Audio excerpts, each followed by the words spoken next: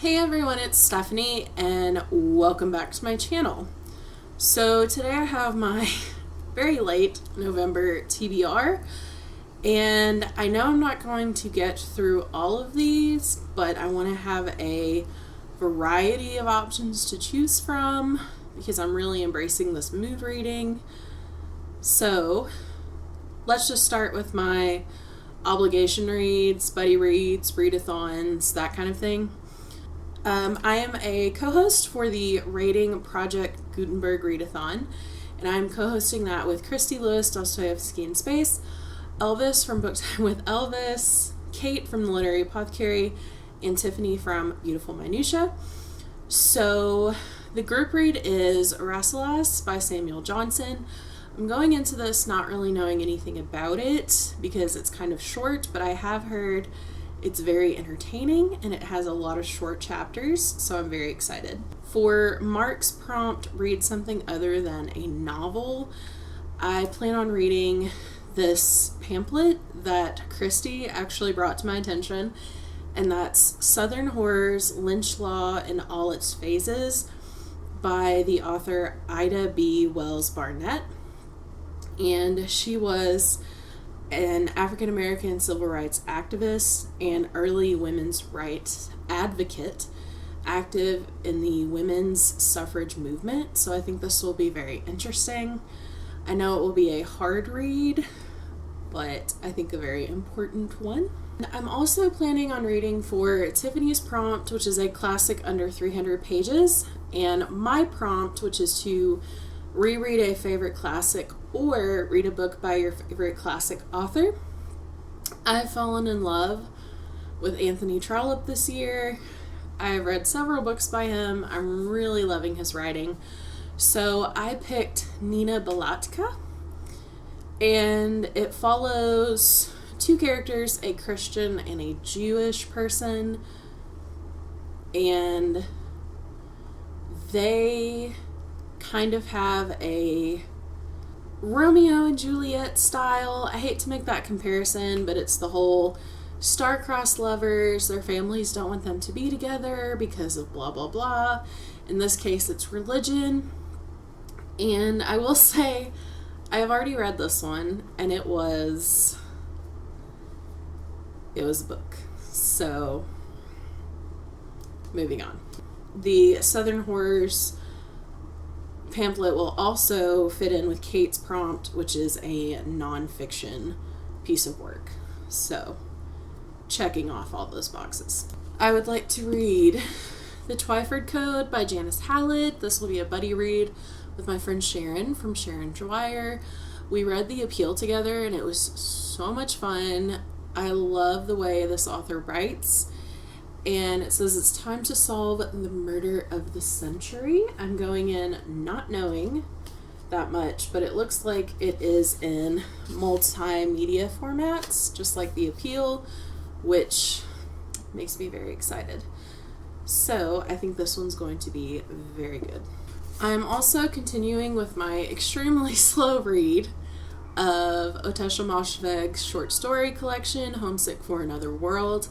I've read the first two stories in this, and while I didn't enjoy them as much as Lapvona, I am really enjoying her kind of meta writing style, and every story has been thought-provoking, even if I haven't enjoyed some of them as much as others.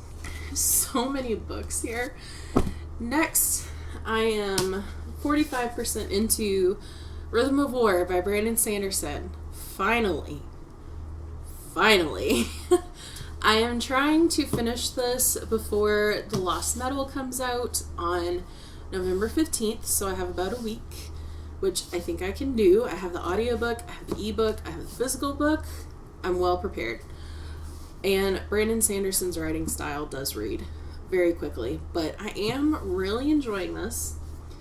I have been told that I'm going to sob like a baby, and I have a feeling I know which character it's going to be about, and if it is, I'm going to be very upset. But so far, I'm really enjoying this one. And transitioning, I am going to be a co-host on Angela's channel for the discussion for The Lost Metal, which is the fourth and final book in Mistborn Era 2. I read Mistborn Era 2 for the first time the last few months, really enjoyed it, and I'm really looking forward to this conclusion. I really enjoy Brandon Sanderson's conclusions. The Sander Lynch is real. I think it'll be fantastic. And I know I am forgetting something, and I am so sorry if I am. My brain is just not really working this week. So if I forgot something that we're supposed to be reading together, I apologize. Please let me know. We'll see. So the next set of books is the ones where I just have a huge variety so that I can pick and choose whatever my mood takes me. And that's for the Skoden Readathon, which is being hosted by Kim from Native Lady Book Warrior. If you haven't checked out her channel, please do. She is a ray of sunshine. She always has fantastic recommendations, and she is the nicest person and such a joy to watch her content. And also, her daughter created the graphics for this readathon, and they are so phenomenal. She did such a great job. So I have chosen a lot of these to fit the prompts, but a lot of these can fit different prompts. So I'm just going to go through kind of what I have and then all the extra stuff I have to fill in everything else. So the first prompt is queer or two-spirit rep. So reads by an Indigenous queer and or two-spirit author, or books with an indigiqueer or two-spirit main character. And just a reminder, two-spirit is for Indigenous people only. So for that, I picked Love After the End, an anthology of two-spirit and indigiqueer speculative fiction, edited by Joshua Whitehead. I know several people who have read this and really enjoyed it. It's not that long, but I'm really excited. I think it'll be really good. And I love speculative fiction short stories. Next, and I'm sorry if I mispronounced this, is an Omao book cover. And that's a book cover with the colors red, blue, yellow, or black. And for that, I chose the novella Tread of Angels by Rebecca Roanhorse. So this is a fantasy, historical mystery type book. The cover is black and gold, and I'm loving it. It's only 200 pages, so I don't really want to know what's going on before I get into it, but it releases November 15th, I think, and I was lucky enough to get an e-work, so I plan on reading that this month. Next is Beyond the Lower 48, so books by Indigenous authors that are from nations other than the mainland US 48 states. And I picked a book that I've been wanting to read for quite a while, and that is Rigoberta Menchu, an Indian woman in Guatemala. This is the winner of the Nobel Peace Prize, and the blurb says, a moving account of gruesome repression, gut-wrenching poverty, and vicious racism, a call to conscience. And first of all, the cover just really struck me, and this just sounds really good. So I've been wanting to read it for a few months now, and this was just the perfect opportunity. And next is short story versus poetry. So read short story collections, books in verse, and or poetry collections by Indigenous authors. So I have An American Sunrise by Joy Harjo, who is the Poet Laureate of the United States, and this one looks really good, so I'm excited about that. And I also have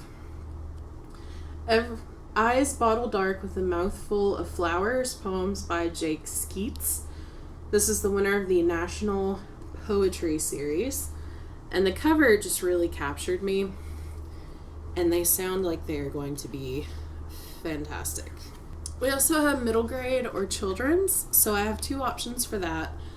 One I have already read, and that is Fry Bread a Native American family story written by Kevin Noble Maillard and illustrated by Juana Martinez Neal. And this is the Caldecott Honor winner and the Robert F.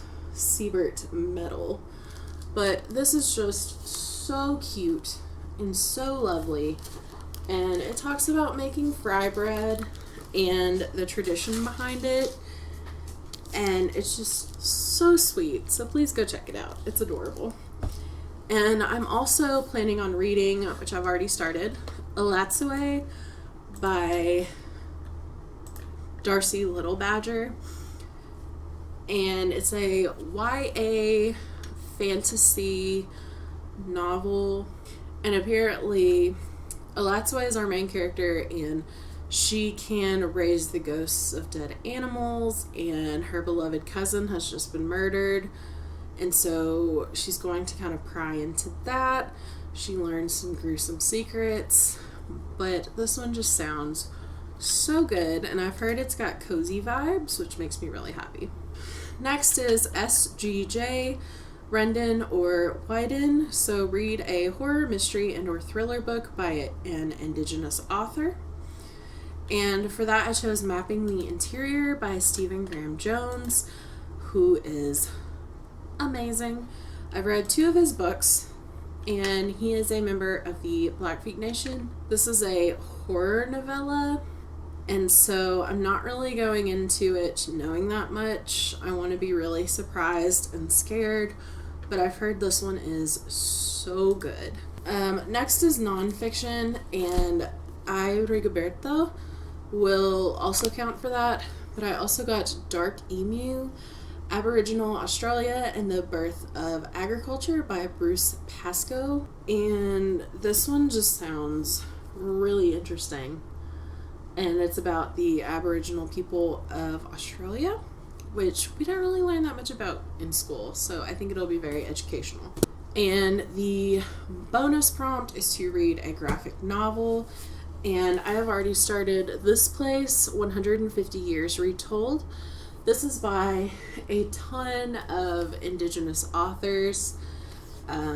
Before each part we get a little bit of a history and a timeline, and then we get a story. The artwork is gorgeous. I'm about 60 pages in and I'm really enjoying it. I'm just taking my time with it, and each story has a different style of artwork, which is really cool. So I think this will be fantastic.